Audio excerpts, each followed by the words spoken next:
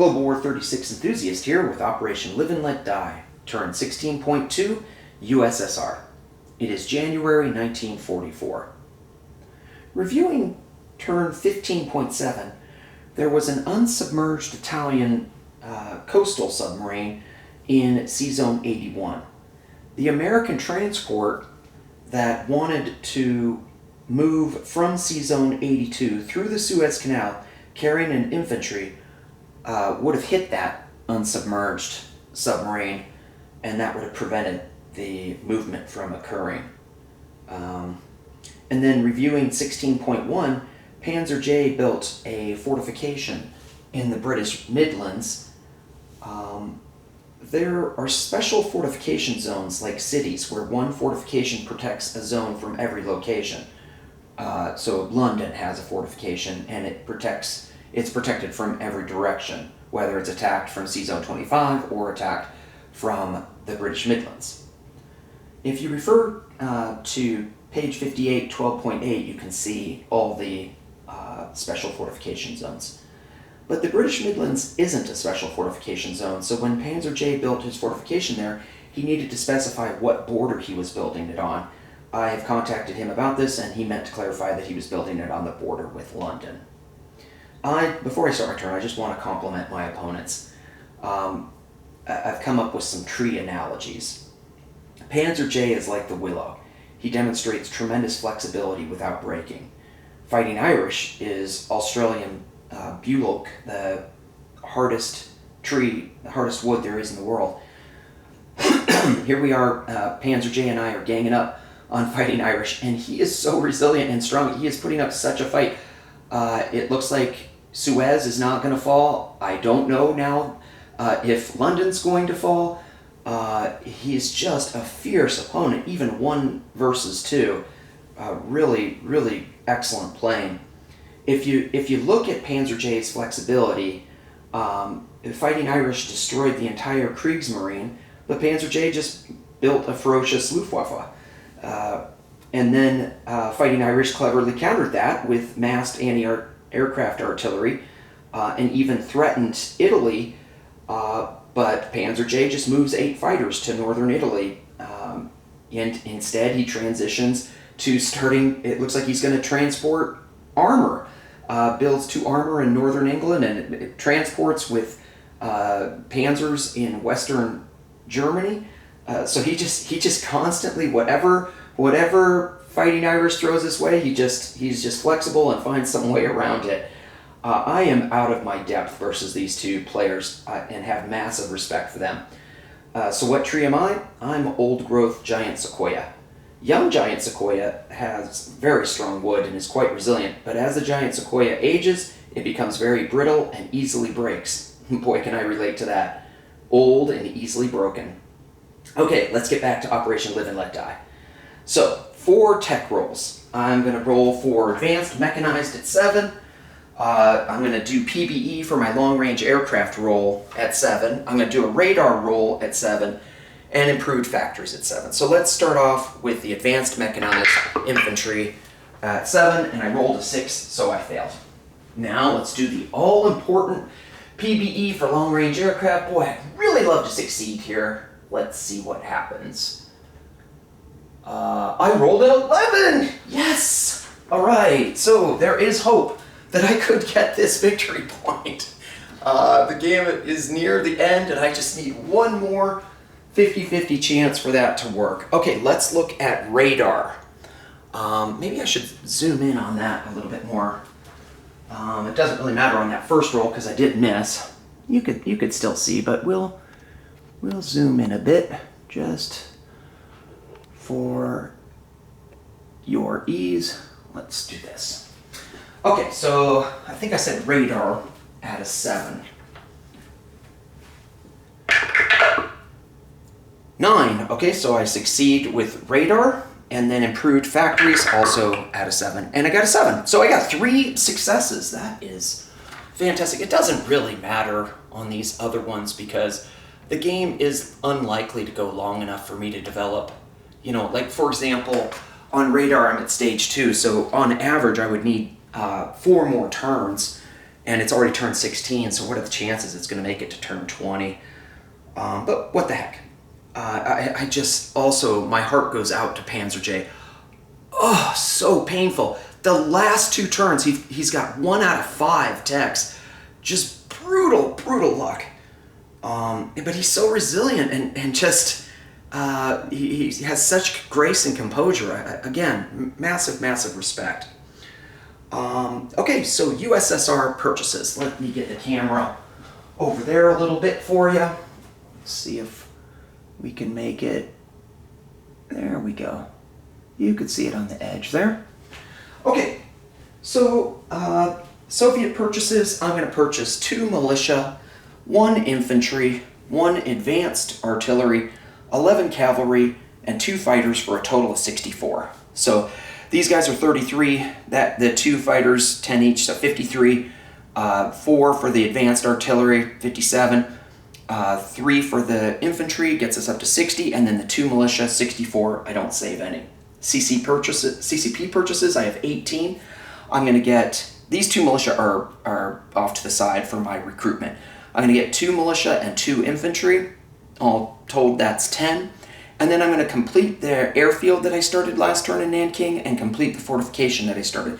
So this is 3, this is 5, that's 8, that's 18. I don't save any with the CCP. Okay, combat movement. So let's pull it back, I think.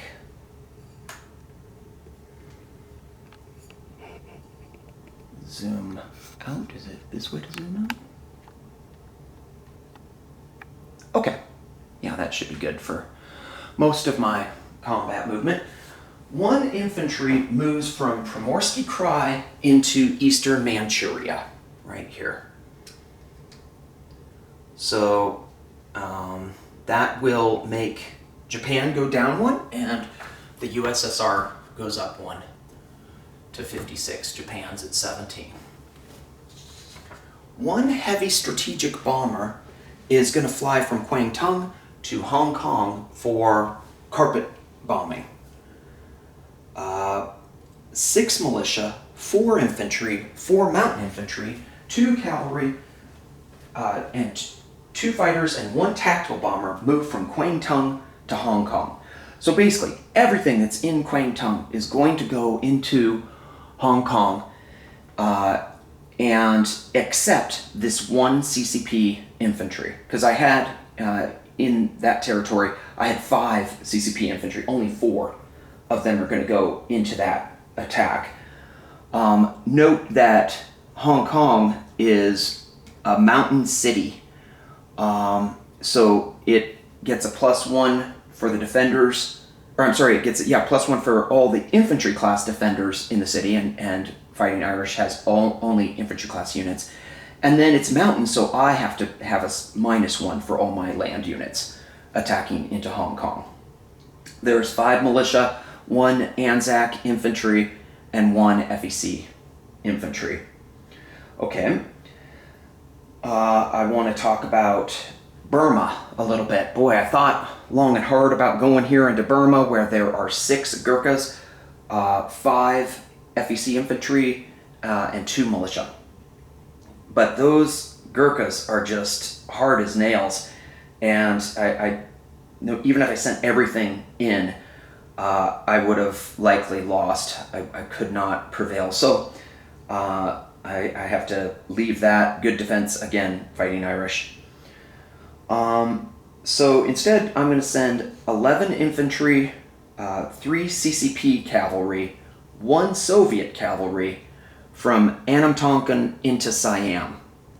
So I'm leaving 1 CCP infantry behind. I'm just going to leave this chip for later. And I'm leaving 1 Soviet cavalry behind. So in Siam, I'm moving in with 11 CCP infantry, 3 CCP cavalry, 1 Soviet cavalry. That Soviet cavalry is the key, because he's going to claim that here for the Russians. So the Soviets will go up 1. And I'm leaving behind 1 CCP infantry and 1 Soviet cavalry. So what that does for us is it makes the FEC go down 2. So they go down to 19, and it causes Russia to go up to 58. Fighting Irish was teasing us a little bit that Panzer J and I keep swapping places, trading back and forth for who's in second place. We're fighting for second place. So it looks like I just moved, as far as production, Russia just moved into second place. I keep calling it Russia, but I guess I'm supposed to call it the Soviets. Okay, so now I'm going, oh, you know what, I did that incorrectly, you guys. I said 2, but Siam's only worth 1. So I'm tied with the Germans at 57 right now, and FEC is at 20 instead of 19. Sorry about that. Okay, now let's see. 7 infantry, 8 cavalry, 1 anti-aircraft artillery moved from Punjab to Benares here. So the Russians, the Soviets will move in 8 cavalry, 7 infantry, and this anti-aircraft gun from Punjab into Benares. And that makes the Soviets go up 1 and FEC go down 1. So FEC's at 19, the Soviets are at 58. And now they are in second place. Okay. So, also in that combat movement, 9 motorized infantry towing 6 advanced artillery and 3 anti-aircraft artillery with 6 medium armor and 1 Katyusha rocket artillery moved from Afghanistan to Benares. So these guys all moved down here into Benares. I know I have some pieces in Nepal, but I'm leaving Nepal neutral, so not invading Nepal, just using it for space. Ay caramba. So there's 10. Wait, I only need 9, is that? I see, yeah. I'm leaving back 1 of these motorized. Only 9 motorized are moving in there. Let me chip this out. Sorry for the delay. A lot of moving pieces this particular turn. Okay, so that guy remains. That 1 motorized remains in Afghanistan. And then these anti-aircraft artillery are there in Benares. They got towed by the 9. Wait, I thought it was 10. No, I was right. It is 9. There's only 9 there. I'm so sorry. Thought I miscounted. No, there's only 9 motorized infantry. All 9 of them are moving into Benares, towing the 3 anti-aircraft artillery and the 6 advanced artillery, and then the Katyusha rocket. So let's just review what I have in Benares. I have 7 infantry. I have 8 cavalry. I have 4 anti-aircraft artillery. I have 6 advanced artillery, 6 medium armor, 9 motorized infantry, and 1 Katyusha rocket. All right. Next combat move is 2 cavalry move from Punjab to Maharashtra. How do I pronounce that? Maharashtra. Maybe it's Maharashtra. Okay, 2 cavalry are going to move in here and attack this 1 militia. 1 cavalry will move into here to Haryana, and that will make the Soviets go up 1 and FEC go down 1. So the Soviets are up to 59, FEC is down to 18. Okay. I'm trying, I know this is tough as a viewer when I pause to go adjust the chart, but you wouldn't believe, between every turn, like, the three of us all had different IPP counts for the USA, and it's still not confirmed.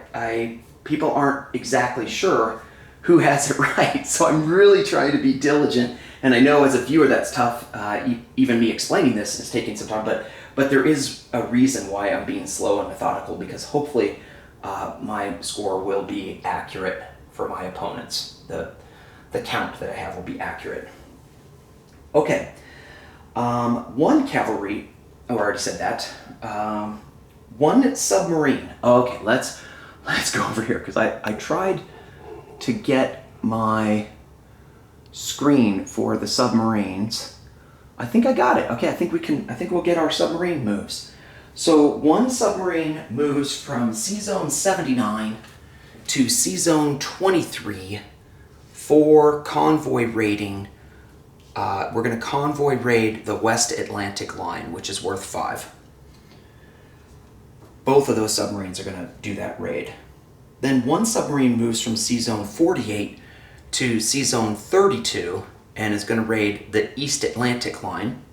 And then one submarine is going to move from C-Zone 33 over to C-Zone 32 and also raid the East Atlantic line. So 2 on this one for 5 and 2 on this one for 6. I just want to take a brief moment and say that was clever placement by Panzer J of the light cruiser in C-Zone 33. If the American fleet here in 79 wanted to come up and hit the German Kriegsmarine in 25 and break the blockade of London, when they came into this C-Zone, they would have to split off their forces. If they try to come through this C-Zone, it doesn't matter. They can't make it there in 4. They get +1 because of Gibraltar, so they could go 1, 2, 3, 4. But this C-Zone would interfere with that planned movement, because when they got there, the Americans would have to divide their force into a screening force to fight that single light cruiser and a moving force.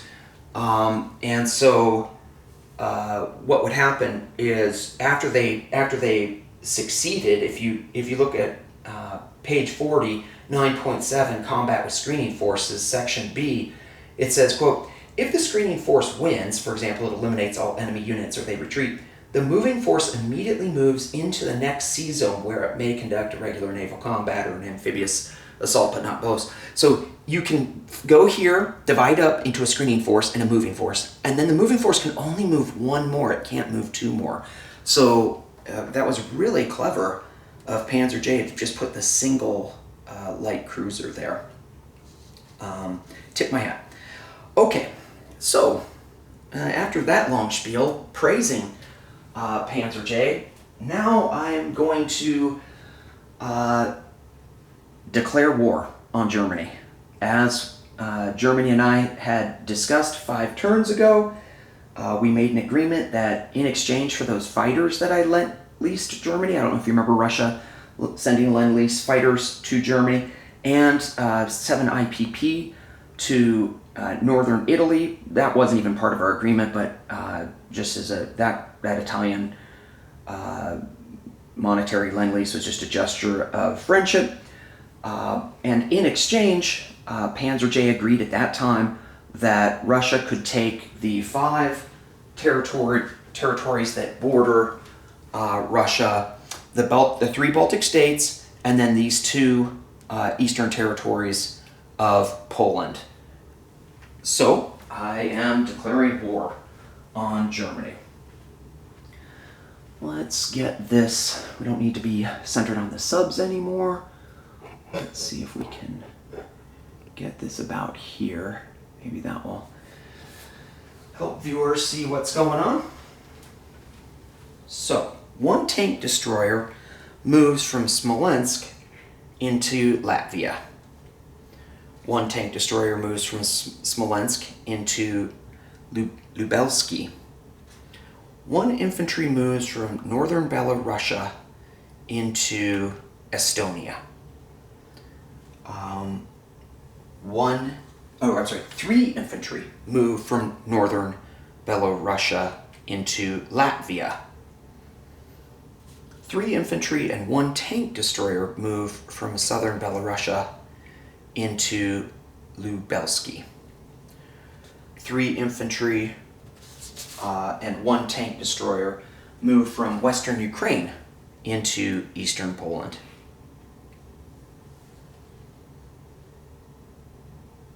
Let's see. And I think that is the end of my combat movement phase. All right, combat phase. Let's get this camera in tight on the board. The first one I have set up is the big battle in Hong Kong. So you can see here that I have my 6 militia, and they are at 1. They can't get knocked any lower than 1, even though they're attacking into mountain. I've got my 4 4 infantry that were at a 2, but they have been knocked down to a 1 because of mountain. I have my 4 mountain at 2. They don't get adjusted because of the mountain terrain. I have my strategic bomber. It's a heavy strategic bomber. It'll get 5 dice at 2 for carpet bombing. And I have 2 cavalry that got knocked down to a 2. And then I've got, maybe you can't see up here, I've got the 2 fighters and the tactical bomber. Sorry about that bouncing. Okay, then defending, you can just see off the edge there, I believe that there are 5 militia and they're at 3 instead of at 2 because they get bumped up 1 for being in a city. And then I've got the 2 infantry, one is Anzac, one is FEC, at a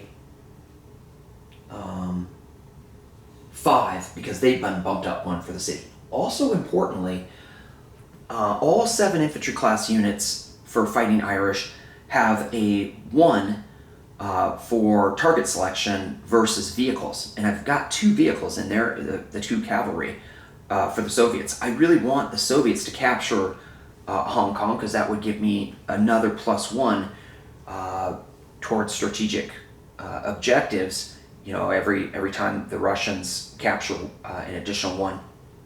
But if he gets 2 1s with his 7 infantry class units, then he will destroy those cavalry. So I'm hoping that doesn't happen. I'm fairly certain I'm going to win this battle, but I don't know if I'm going to be able to take it with the Soviets or not. Okay, enough chatter. Let's get to rolling. So I've got 10 at 1. I've got the 6 militia, plus I've got the 4 CCP infantry. So 10 at 1. Let's see what happens. I think this is cocked. I'm going to re-roll this one, but all these are a miss. So I'm going to try to get those out of the way, so hopefully this doesn't affect it. What I don't want to do is roll this die and turn one of these into a 1, you know. Okay, almost, but no cigar. So I missed with 10 at 1, and then I have got 6 at 2, because I've got the, well, first I guess I should do the carpet bombing. I don't know how exactly it works. If you combine, I think you combine the carpet bombing with the other attacks, you know, so I don't feel like it's a first strike where I could carpet bomb as a separate attack and then do my other units. But you let me know. I think that's how it works. So I'm going to do my 5 at 2 for the carpet bombing. Ouch, miss. Okay, and then that guy's going to be out of this attack. He only gets that 1 shot. And then I've got the 6 at 2. Ouch. Oh my goodness, this is devastating. Especially because I've got the situation where I don't want him to get too many target selection hits. Now I've got the 2 at 6, which are the blue ones. I'll just roll them separately because the purple's kind of close. So 2 fighters at 6, 1 hit, and then I've got the tactical 1 hit. So I got 2 hits total. All right, now he gets 3 at 5, or 3 at 3. I'm sorry, 5 at 3. That's the orange. And 2 at 5, that's a green. Okay, you can see he missed with his 2 infantry, but he did hit twice with his militia. But no, there were no 1s, so I'm grateful for that. So that was just an awful round. I was hoping my carpet bombing would help me maybe get 1 hit, or maybe my 10 at 1 would get 1 hit. But I've got 8 at 1. Get these casualties off. And we don't have this strategic bomber anymore. It's only the first round for carpet bombing. So 8 at 1, 2, 4, 6, 8. Miss. Oh, no, 1 hit. Okay, now I've got the... I have the 6 at 2. Miss. And then I've got the 2 at 6 fighters. 1 hit. And then I've got my tactical at 7. Nope, miss. Okay, so I got 2 hits again. He gets to defend with 3 at 3 and 2 at 5. Whew. Okay, he got 2 hits. But he did get a important target selection. So that's one of the hits, and then the other one is this militia. So now I'm kind of in a bad spot. I do not want him to roll another hit. He's got 3 more shots. Well, maybe if I kill him, who knows if I will prevail. So I'm gonna have I've got 4 infantry and 3 militia, so I've got 7 at 1.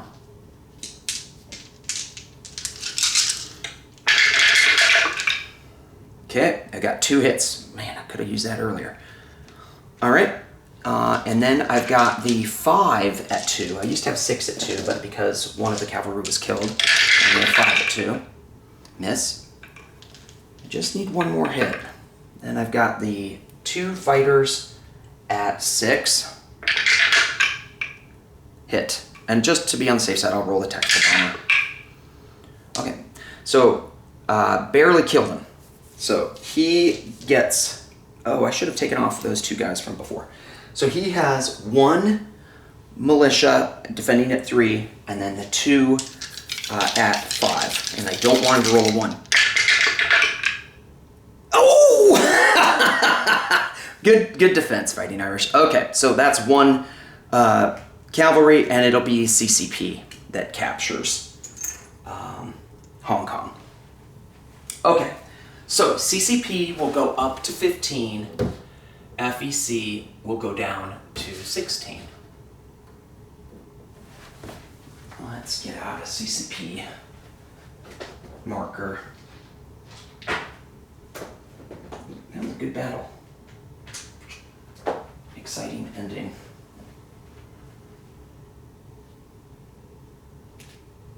Okay, these guys have been removed, and these Russians cavalry were both killed, and then 3 militia make it in to Hong Kong, and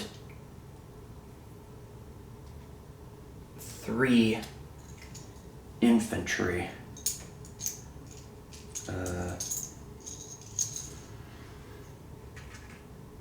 make it in, and 4 mountain. That's what's in Hong Kong. The planes will have to land elsewhere. Okay.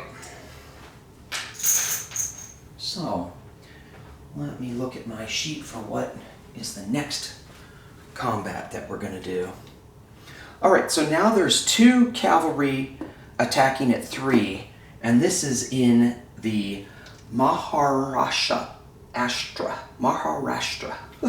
That is a tough one.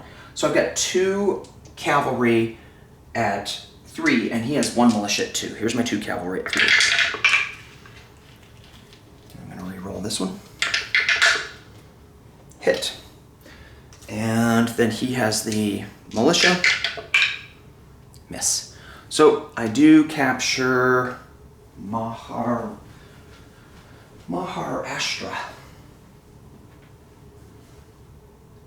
with my 2 Soviet cavalry. That makes FEC go down 1 and USSR go up 1, so I hit 60 with USSR, and FEC is tied with CCP at 15. Okay, what is my next attack? Okay, Latvia. I have 3 infantry at 1, and I have 1 tank destroyer at 3. Everything missed, and then he has 1 at 2 with his militia. Miss. 3 at 1, and 1 at 3, miss. 1 at 2, miss. 3 at 1 and 1 at 3, hit, and then 1 at 2. Hit, wow, okay.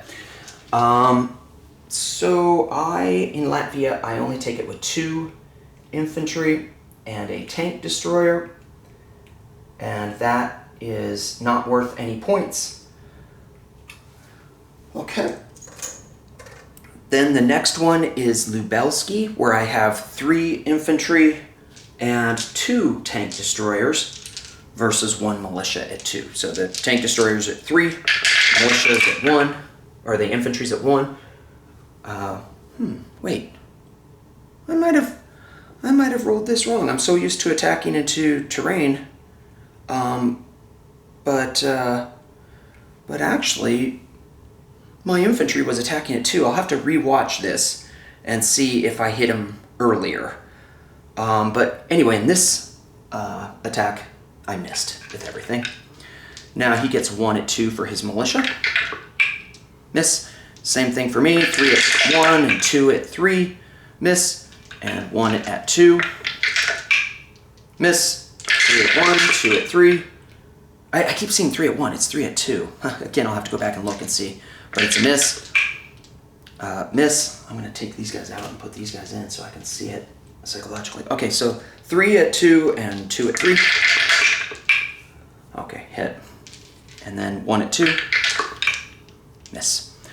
Okay, so this one is not worth anything either. So the Soviets take Lubelski with 3 infantry and 2 tank destroyers. Now we're going to do East Poland. I've got 3 infantry at 2 and 1 tank destroyer at 3. Hit with the tank destroyer, and then 1 militia defending at 2.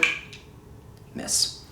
So it's funny, I thought that's what would happen was I would lose 1 of my infantry in those 3 attacks. And that's what happened.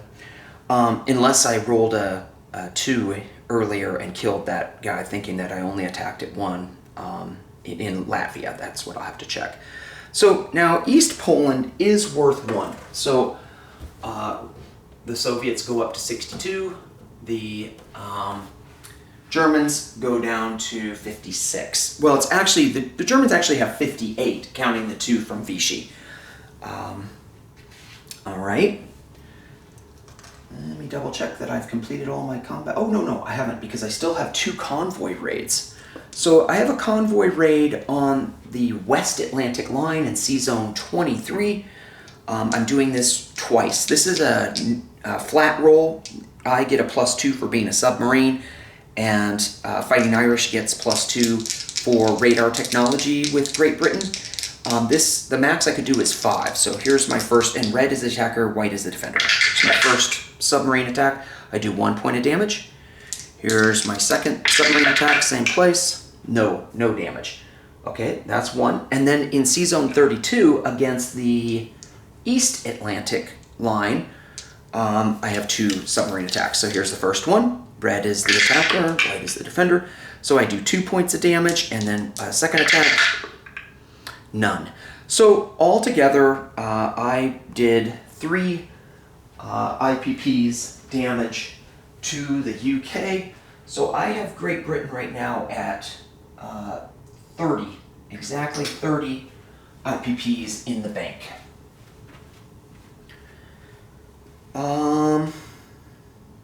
Did I go up the one for East Poland?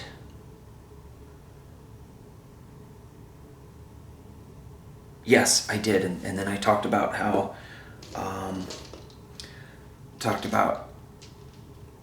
actually the Vichy. Okay, let's see. The Vichy give them +2, so the Soviets are at 61, the Germans are at 58. Let's see if there's anything else that I'm missing for combat. I think I've done all my combats. So now non-combat movement. I'm going to zoom the camera out so you can see these non-combat movements.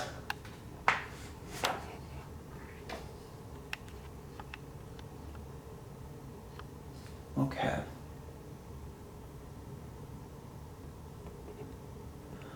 So what we will do is one militia will move from Amur to Primorsky Krai. So I have 6 in Primorsky Krai, plus I've got that anti-aircraft gun. Then 2 militia, 1 infantry, and 1 advanced artillery will move into Amur. So Amur has 6 militia, but also has an infantry and a advanced artillery. Okay, then I will have 1 militia move from Yakutsk to Chita. I don't know if I said I was moving from Yakutsk to Amur on that last move. 5 infantry will move from Chita to Amur. So that's that. I'm going to chip this out into a 5er. So I have 6 infantry in Amur. So 6 militia for both of those, 6 infantry in Amur, and then an advanced artillery. 4 militia move from Hopei into Shantung. 1 infantry moves from Kwantung into Anamtonkan. Remember, I left that chip behind. 1 militia moves from Yunnan to Kwangtung. That's all that's in Kwangtung is that 1 militia. Let's see. 2 fighters, 1 tactical, and 1 heavy strategic bomber all fly over here and land in Anamtonkan. That's where my Air Force is, in Anamtonkan. Try to clean this up a little bit later. All these planes are in Anamtonkan. Okay. Then we are moving 8 infantry and 9 artillery into Anamtonkan. So Anamtonkan has 10 infantry, 9 artillery, 1 Soviet cavalry, and then the 4 planes. 3 cavalry move from Turkmenistan to Punjab. So that's all that there is in Punjab, just those 3 cavalry. 8 mechanized infantry, 1 Katyushka rocket, and 4 medium armor move from Turkmenistan to Afghanistan. It's mountains, so they can only move 1 space, and then their movement ends, even though they have a movement allowance of 2. Mountain is the only people who can move 2 through mountain are cavalry. That's their special ability. Okay. 5 cavalry move from Stalingrad to Turkmenistan.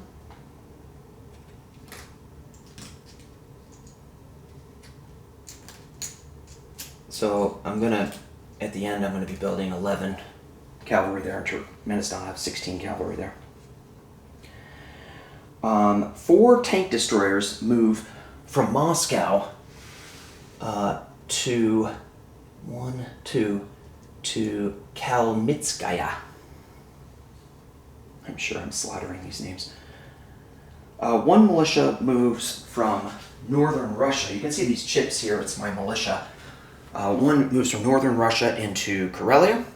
1 moves from Kola into Karelia. So there's 4 militia in northern Russia and 4 militia in Kola. And then 3 militia will leave Karelia and move into Leningrad. So Leningrad is going to have 6 militia. Maybe it's 7. 7. Has 7 militia.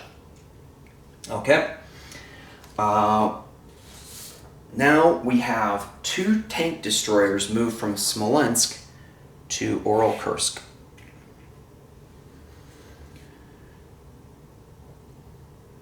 Three infantry move from Karjala up here into Lapland. 6 infantry move from Leningrad to Karjala. 2 infantry move from northern Belarusia to Leningrad. 1 infantry moves from southern Ukraine to Kiev. Strategic rail movement. 1 anti-aircraft artillery moves from Smolensk all the way down here to Punjab. 1 anti-aircraft rails from Leningrad out here to Amur. Okay, now we have the CCP recruitment roll. It's automatic. I'm going to place these two militia in Hunan. And one of these militia that I'm going to build in Hunan. So there's going to be 3 militia in Hunan. And then I'm going to place these 2 infantry and the other militia in Nanking. I'm also going to complete construction that I started last turn, this is all in Nanking, of the airbase and the fortification. So there's an airbase there, Nanking, and fortification. We were talking about that special fortification zone. Since Nanking's a city, it's one of those. Okay, now the Soviet placement of units. I'm going to put 1 infantry, 1 advanced artillery, and 2 fighters here in Chita. So it all goes in Chita. And then I'm going to put 1 militia in Transcaucasia and 1 in North Caucasia.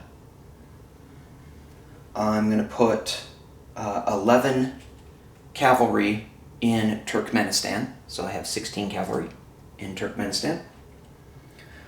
The USSR collects 61, plus it gets 3 for wartime propaganda, plus I get to roll for my wartime economy. So I'm at 64 plus whatever I roll here.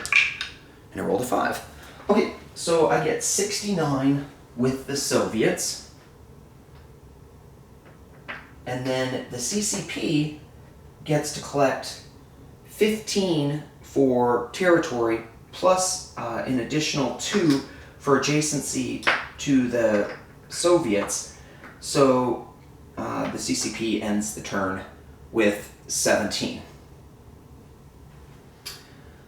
This is Global War 36 Enthusiast, now turning this over to Panzer J, and Japan 16.3.